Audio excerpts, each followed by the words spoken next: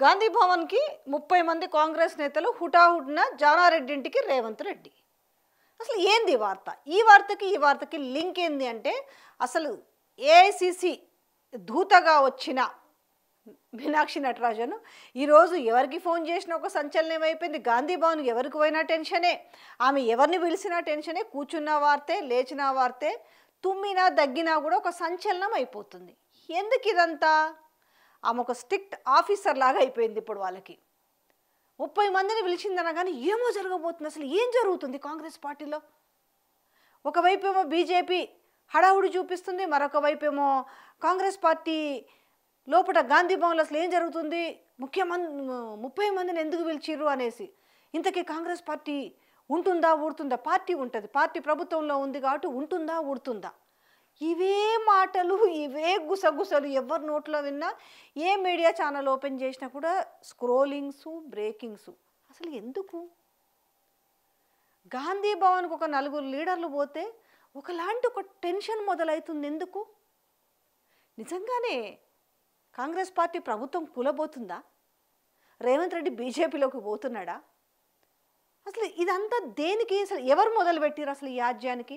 సరే, దీపాదాస్ మున్షి పోయింది ఆమె. పాపం ఆమె డబ్బుల కోసము పదవులు ఇచ్చిందనేసి ఇదంతా రకరకాల ఇది నడిచింది.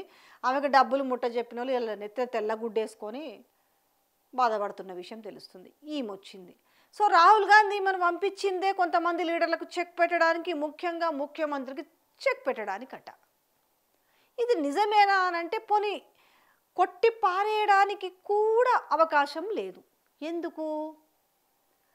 ఆయన వనపర్తి బహిరంగ సభలోనే మాట్లాడి నన్ను సంవత్సరానికే దిగిపోమ్మంటున్నారు. ఈ ఈ మహబూబ్ నగర్ బిడ్డ అంటే ఎందుకు ఇంత కడుపు మంట అని మాట్లాడిండు. మరి దిగిపోమ్మంటుంది, ఎవరు దిగిపోమ్మన్నారు? ఇప్పుడు ఏం జరుగుతుందని హుటాహుట్న జానారెడ్డి ఇంటికి వెళ్ళి ఉంటాడు. సరే, ఓకే, పీసీసీ ప్రెసిడెంట్ అయినప్పుడు ఆయన జానారెడ్డి ఇంటికి వెళ్ళిండు.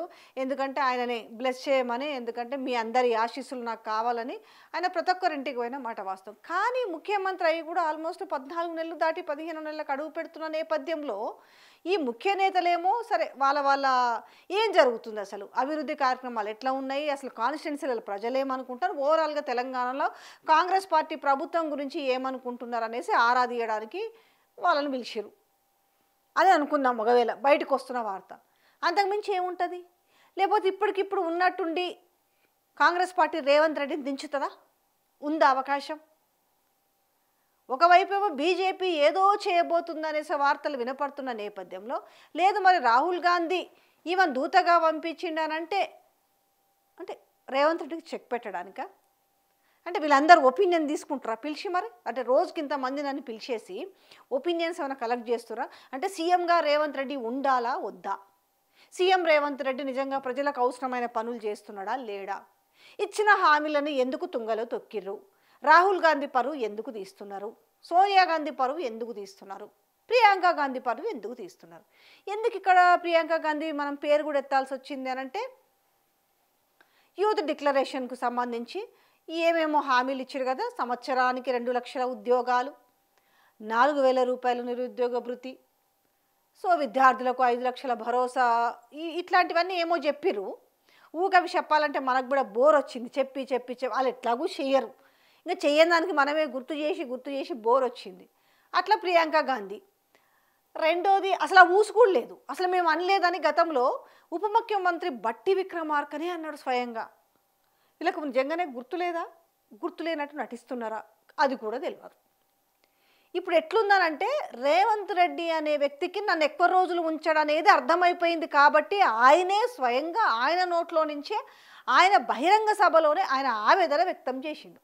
ఎట్లుందయ్యా అంటే ఇప్పుడు గాంధీ భవన్ల పరిస్థితి, లేకపోతే కాంగ్రెస్ ప్రభుత్వంలో ఉన్న మంత్రుల పరిస్థితి, ఎమ్మెల్యేల పరిస్థితి, పదవులు వచ్చిన వాళ్ళ పరిస్థితి, రాని వాళ్ళ పరిస్థితి అంతా ఒక గందరగోళ వాతావరణంలో ఉంది.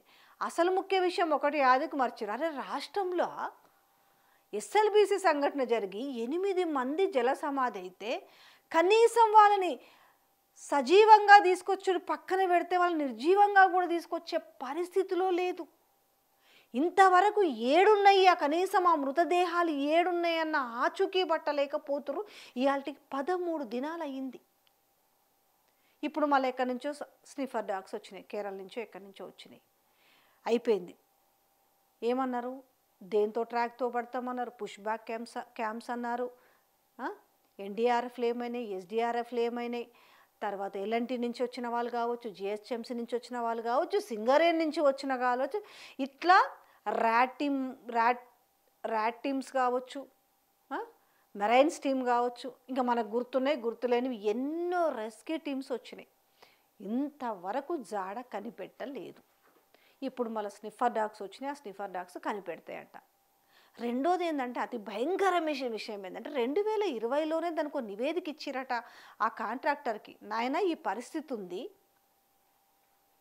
చూసుకోండి అనేసి. ఎవడూ పట్టించుకోలేదు, తెలిసి కూడా వదిలేసిండ్రా తెలియదు. ఆడ 8 మంది జల సమాధి అందులోనే ఉన్నారు. అసలు వాళ్ళ మృతదేహాలు బయటకు వస్తాయో రావో, అట్లీస్ట్ బోన్స్ అన్న వస్తాయో రా అని కూడా పరిస్థితుల్లో వీళ్ళు మాత్రము అసలు గాంధీ భవన్లో ఏదో జరుగుతుందనేసరికి అందరిలో ఒక ఉలిక్కిపాటు మొదలైంది. రాష్ట్రంలో గురించి పట్టించుకునే నాదుడు లేడు. అరే మనం ఒక 6 గ్యారంటీ స్కీమ్స్ అన్నాము, 400 హామీలు అన్నాము, వాటి ఊసెక్కడ పోయిందో తెలియదు. ఏదో అట్లా బందీలు అందరినీ కూర్చోబెట్టిన నచ్చినోనికి ఏదో వేసినట్టుగా రుణమాఫీ విషయం అట్లనే చేసిరు, భరోసా విషయంలో అట్లనే చేసిరు, 500 గ్యాస్ బుడ్డి విషయంలో అట్లనే చేసిరు, 200 ఫ్రీ కరెంటు విషయంలో అట్లనే చేసిరు. కానీ ఏదో ఒక మాట మొత్తం చేసినాం. కానీ ఇలా మొత్తం చేసినామని మీరు చెప్పినా అసలు జరిగిందా లేదా అనడానికి అధికారంలో ఉన్న పార్టీ ఎమ్మెల్సీలు 0. ఏమన్నంటే ఎందుకురా ఫెయిల్ అయినావంటే లేదు పక్కోడు చూపించలేదు, నేను అందుకే ఫెయిల్ అయినా. నువ్వు చదవలేదన్న దాన్ని నువ్వు మర్చిపోయినావు, అది తప్పు కాదు. పక్కోడు చూపించినందుకు నేను ఫెయిల్ అయినా చూడు, అది పక్కోందే తప్పు అన్నట్టుగా. అరే ఇప్పుడు ఏమైంది, పోటీ చేయని బీఆర్ఎస్ మీద బట్టి ఏడుపులు మొదలుపెట్టిరు. వీళ్ళిద్దరూ ఏకమయ్యరట, అందుకనే వీళ్ళు ఓడినరట. ఇక ఎందుకు సమీక్షలు ఉండవు? అవసరమైతే వీళ్ళు మారుస్తారా, అవసరమైతే వాళ్ళు మారుస్తారో తెలియదు. హుటాహుట్న జానారెడ్డి ఇంటికి రేవంత్ రెడ్డి ఎందుకు పోయిండు అని చర్చ. ఏమంటాడు, తప్పదు కదా. ఈయన పీసీసీ ప్రెసిడెంట్ అవ్వడానికి చాలా ఉపయోగపడిన వ్యక్తి పెద్దలు జానారెడ్డి. ఇప్పుడు కూడా ఇప్పుడు పార్టీలో జరుగుతున్న వ్యవహారాలు, ఈమె మీనాక్షి నటరాజన్ వచ్చేసి అసలు సీఎం అనే వ్యక్తులు అసలు అలా పక్కన అట్లా మూలకు పడేసి మొత్తంగా ఇవాళ తెలంగాణలో సెంటర్ ఆఫ్ అట్రాక్షన్ పర్సన్ అయినారు ఆమె. ఈ నేపథ్యంలో అని ఉంటారు, అవును నేను ముఖ్యమంత్రినా కాదా, అసలు నన్ను ఎందుకు లెక్కలోకి తీసుకుంటలేరు, నిజంగానే నన్ను ఏమన్నా మారుస్తారా, ఈ రాజకీయాల్లో మీరే బాగా ఇందులో ఆరితేరున్నారు, ఈరోజు మీరు అంతట్లో పెద్దలు, అందులో ఈ పార్టీకి చాలా పెద్దలు, గౌరవనీయులు, పూజ్యులు, మరి ఇప్పుడు నేను ఉంటానా ఊడతానా మీరే చెప్పాలని అడగనిక పోయిండు. మరిగా అట్లనే అనుకోవాలి. ఎందుకంటే ఎందుకు పోయిండు అంటే ఇంతకు మించి ఇప్పుడు ఏముంటుంది. పోనీ ఏమైనా ఫంక్షన్ ఉంది దానికోసం పోయిండో, లేకపోతే వీళ్ళింట్లో ఏదో శుభకార్యానికి పిలవడానికి ఇన్విటేషన్ ఇవ్వడానికి పోయిండా, లేకపోతే దేనికి వాళ్ళ ఇంటికే పోయిండంటే ఖచ్చితంగా రాష్ట్రంలో జరుగుతున్న పరిస్థితుల కంటే కూడా దేశంలో జరుగుతున్న పరిస్థితుల గురించి మరి ఆయన పోయి మోడీని కలవనీకపోయిండు. మరి ఆనాడు మోడీ ఇట్లా అన్నాడు, నీ పైన ఓటుకునేట కోర్సు ఉంది కాబట్టి సుప్రీంకోర్టులో ఉంది, చూసుకో జర నేను చెప్పినట్టు నువ్వు వినాల్సిందే అని అన్నాడా? లేదు, రాహుల్ గాంధీ కూడా నీకేదో అని అప్పచెప్పినాం కానీ నువ్వు మొత్తం కూడా భ్రష్టు పట్టిస్తున్నావు, మనం ఉన్నది 3 రాష్ట్రాలల్లో, ఇంకోటి కూడా పోతే మన పరిస్థితి ఏంది అనేసి, లేదు నాకంటే ఘోరంగా తయారైంది నీ పరిస్థితి, నేను ఏడవై ప్రచారం చేసినా గెలవకపోయి నువ్వు అంతకంటే ఎక్కువ శని లెక్కున్నావు అనేసి అన్నాడని చెప్పిండా? ఏదైనా గాంధీ భవన్ నుంచి ఫోన్ వచ్చిందంటే టెన్షన్ మొదలవుతుంది. ఏం జరుగుతుందో, ఎవరు మంత్రి పదవి ఊడుతుందో, ఇక్కడ ముఖ్యమంత్రి పదవికే దిక్కులేని పరిస్థితులు. ఇక మంత్రులకి ఏమొచ్చింది, ఇక వాడేమో కార్పొరేషన్ పదవులు ఉన్న కార్పొరేషన్లకేమో ఇంతవరకు జీతాలు లేవట, కూర్చోలేక సరిగ్గా కుర్చీలు లేకపోతే చెప్పుకుంటూ ఇజ్జత్ పోతుంది, మేమే తెచ్చుకొని కూర్చుంటున్నామని చెప్తారు. విచిత్రంగా ఏంటంటే కొత్త క్రియేట్ చేసిన వాటికైతే మొన్నటిదాకా ఆఫీసులు కూడా లేకపోతే కొంత సొంత పైసలు పెట్టుబడి పెట్టి ఇజ్జత్ పోతుంది, కనీసం ఏదైనా సెటిల్మెంట్ అన్న చేసుకుందామని ఆఫీసులు ఏర్పరచుకున్నారట. ఇక మిగతా వాళ్ళు మాకు పదవులు అంటే దాన్ని కేటగిరీగా విభజించి ఇట్లయితే ఇస్తాము అట్లయితే ఇస్తామని ఇంక అన్నీ ఇంతకుముందు ఎవరికి వచ్చింది వాళ్ళకి ఎందుకు ఇచ్చారు, మిగతా వాళ్ళకి ఎందుకు రాలేదనేసి. ఇక ఈ నడిమిట్లో ఏమవుతుందనంటే జగ్గారెడ్డి సాబ్ ఏమో మరి ఢిల్లీకి పోయిండు. పాప ఆయన విమానం ఎక్కాడు, అందరికి అర్థం కాలేదు. ఈయన ఢిల్లీకి ఎందుకు పోతుండే, నేనేదో పైరవీలు చేయడానికి నేను ఎమ్మెల్సీ కోసమో ఇంకో దానికోసమో కాదు, కానీ ఢిల్లీకి పోతున్నా అని చెప్పి ఆయన రైల్వే స్టేషన్కి పోయిన ఫోటోలు, ఆయన ట్రైన్లో జర్నీ చేస్తున్న వీడియోని కూడా ఆయన పెట్టుకున్నాడు, బయట పెట్టుకున్నాడు కదా. ఎందుకంటే ఆయన కొంచెం విమానం ఎక్కాలంటే భయం, ఆయన ఎస్కలేటర్ కూడా ఎక్కాడు. అంటే కొందరికి ఉంటుంది ఆ ఫోబియా, దీంట్లో ఏం కామెడీ లేదు. కాబట్టి ఆయన 2 రోజుల ప్రయాణం అయినా సరే నేను ఎంత చెప్పినా కూడా నేను ఎక్కను విమానం అంటాడు. అందుకని ఢిల్లీ పోతున్నాడు. ఆయనేమో ఢిల్లీ పోయిండు, ఈయనేమో జానారెడ్డి ఇంటికి పోయిండు, ఈ ముఖ్య నేతలనేమో ఈ గాంధీ భవన్కి. నిజంగానే ఏం జరగబోతుంది రాష్ట్రంలో అనేది చాలామంది ఆసక్తిగా మాట్లాడుకున్నారు, ఆసక్తిగా గమనిస్తున్నారు. బట్ ఏమి జరగదని కాదు, ఏదైనా జరగొచ్చు అనడానికి అవకాశం ఇచ్చింది ఎవరయ్యా అంటే స్వయాన ఈ రాష్ట్ర ముఖ్యమంత్రే.